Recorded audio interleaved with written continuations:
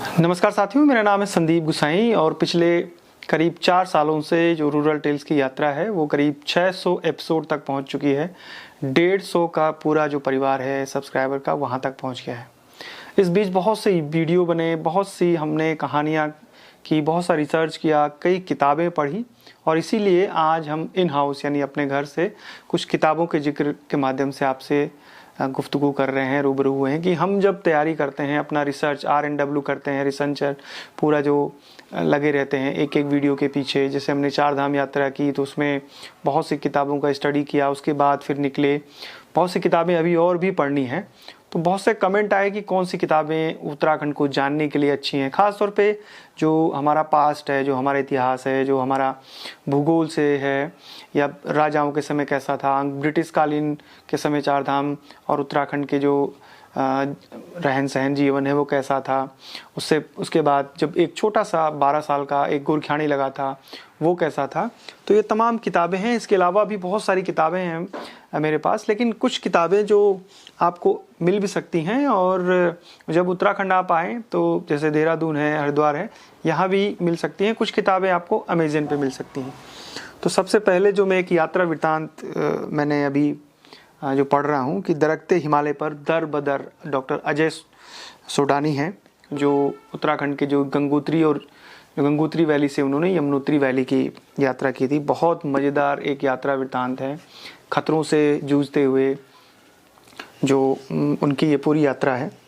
तो काफ़ी अच्छी किताब है, करीब 200 पेज की है और पढ़ते समय ऐसा लगता है कि बस पढ़ते ही जाएं। बहुत अच्छा उन्होंने इसको डिस्क्राइब किया है, ये जो दरकते हिमालय पर दर बदर। और ये जो मोरी टोन्स का इलाका है, उस इलाके में वहाँ ट्रैकिंग के बहुत से ट्रैक हैं, तो उनमें से एक ट्रैक होके गए हैं। ज़्यादा नहीं बताऊंगा, लेकिन उत्तराखंड की जो भौगोलिक परिस्थिति है, ये 10 साल 12 साल पहले उन्होंने यात्रा की थी, तो उसको समझने के लिए कि जब लंबे ट्रैक करते हैं तो कितनी मुश्किलें आती हैं, कितनी जद्दोजहद होती है, मौसम जब बदलता है, ये एक बेहतरीन किताब आप मेरे हिसाब से इसको पढ़ सकते हैं। ये अमेज़ॉन पर मिल जाएगी। दूसरी जो किताब है वो आपको मैं एक अशोक पांडे हैं, जितनी मिट्टी उतना सोना। तो ये जो किताब है ये हमारे जो लेखक हैं अशोक पांडे, ये बेसिकली कुमाऊं से हैं, अल्मोड़ा इनका घर है और उत्तरकाशी में इनका जन्म हुआ। अल्मोड़ा ज़िले के रहने वाले हैं, हल्दुआ गांव के। इन्होंने ये जो जितनी मिट्टी जितना सोना ये गांव है, ब्यास, चौदास, दारमा, ये 3 वैलियां हैं रंग जाति की। भोटिया में भी कई जातियां हैं। भोटिया जैसे एक शब्द आता है, तो भोटिया में यहाँ पर उत्तर का जो पिथौरागढ़ जिले का जो मुनस्यारी तहसील है, धारचूला तहसील है, मुनस्यारी क्षेत्र है, तो धारचूला से आगे जहाँ से आदि कैलाश मानसरोवर यात्रा जाती है, तो उसकी वैली में ये गए थे। और एक पूरा दर्रा है कैलाश मानसरोवर का, शिमला पास। आप अगर 14 दारमा वैली से निकले तो दारमा वैली से वो शिमला पास होते हुए और फिर वो ब्यास घाटी में आता है। और बहुत लंबी यात्रा है ये यात्रा उन्होंने अपनी जो पत्नी है उनके साथ की थी। तो पूरी किस्से, कहानियाँ, किंवदंतियाँ, जीवन, रहन सहन, वो जो भोटिया जनजाति यानी रंग जाति की जो स्थितियाँ हैं अशोक पांडे की, ये आप पुस्तक जरूर पढ़िएगा। ये अमेज़ॉन पर भी आपको मिल जाएगी। एक किताब और है, ये भी शायद आपको अमेज़ॉन पर मिल जाएगी, या जो ये उत्तराखंड के एक बीच बचाओ आंदोलन के जनक हैं, विजय जड़धारी।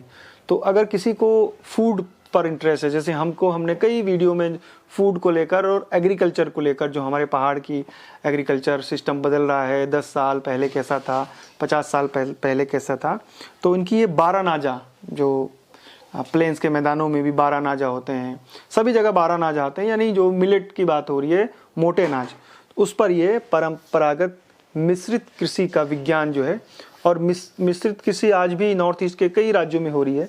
विजय जड़धारी जी, बड़ा आकर्षक इनका ये जो कवर है, उसमें सारे जो हमारे मिलेट्स हैं जिनको लेकर आज पूरा विश्व एक मुहिम चला रहा है, भारत भी बड़े स्तर पर मुहिम चला रहा है। प्रधानमंत्री ने भी इसकी काफ़ी तारीफ की थी कि मिलेट्स ईयर है और मिलेट्स पर आप फोकस करिए।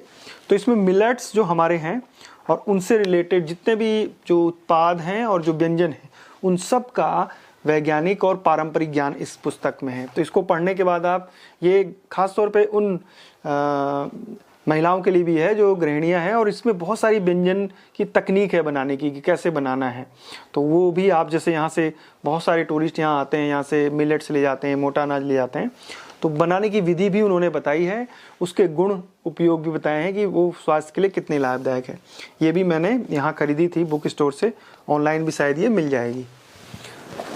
एक किताब जो है हिस्ट्री से रिलेटेड है, गढ़वाल का इतिहास, और ये डॉक्टर हरिकृष्ण रतूड़ी जो तत्कालीन जो उस समय के राजा थे उसके दरबार में ये जो छपी थी सबसे पहले, ये प्रकाशक गढ़वाल का इतिहास, इसको संपादित किया है दोबारा, मतलब इसमें थोड़ा सा रिकरेक्शन किया है डॉक्टर यशवंत सिंह कटोच। यशवंत सिंह कटोच की एक किताब और है गढ़वाल का इतिहास, ये पंडित हरिकृष्ण रतूड़ी की किताब है। ये शायद 1920 या 1930 के आसपास ये पब्लिश हुई थी। उसको दोबारा डॉक्टर यशवंत सिंह कटोच ने इसको तो इसमें जो भी राजा महाराजा हैं उनकी पूरी नाम के साथ पूरी हिस्ट्री जो है वो गढ़वाल की पूरी बताई गई है। प्लस उस समय जो यात्राएं थी, जो यहाँ पर तीर्थाटन चलता था, तब तो पर्यटन नहीं था, तीर्थाटन चलता था, वो कैसा था, बद्री केदार की क्या, क्योंकि दरबार में रहे राजा के, तो राजा से जुड़े हुए जो भी दस्तावेज थे उनका जिक्र करते हुए उन्होंने पूरी बद्री केदार और गंगोत्री यमुनोत्री और उसके अलावा जो गोरख्यानी काल है उसका पूरा डिटेल अध्ययन किया है। इसके साथ साथ जो यहाँ पर जातियाँ हैं, जो यहाँ के लोग हैं, वो कौन कौन कहाँ से आए हैं, उसका भी इन्होंने तथ्यात्मक तरीके से वर्णन किया है। इसको दोबारा थोड़ा सा इसमें करेक्शन किया था डॉक्टर यशवंत सिंह कटोच ने। एक अच्छी किताब है, हो सकता है ये अमेज़ॉन पर मिले, मैंने यहाँ से देहरादून से ली थी। उसके बाद हम ये एक बहुत इम्पोर्टेंट किताब है उत्तराखंड का नवीन इतिहास, मतलब इसमें काफ़ी कोशिश की है डॉक्टर यशवंत सिंह कटोच। यशवंत सिंह कटोच एक जाने माने पुरातात्विक इतिहासकार हैं। इतिहासकार के साथ साथ पुरातन मतलब जो हमारा आर्ट जो है हमारा, और जो मंदिर हैं, मठ हैं, ताम्रपत्र हैं, जो खुदाई से निकले जो भी चीज़ें हैं उसको लेकर उन्होंने बहुत डिटेल में ये इनके उत्तराखंड के इतिहास पर और भी अंक हैं, लेकिन ये मध्य गढ़वाल भाग 3 है। तो इसमें उत्तराखंड के तमाम जो राजा महाराजा यात्रा के रिलेटेड सारी जानकारियाँ इसमें हैं, मंदिरों की डिटेल जानकारी हैं।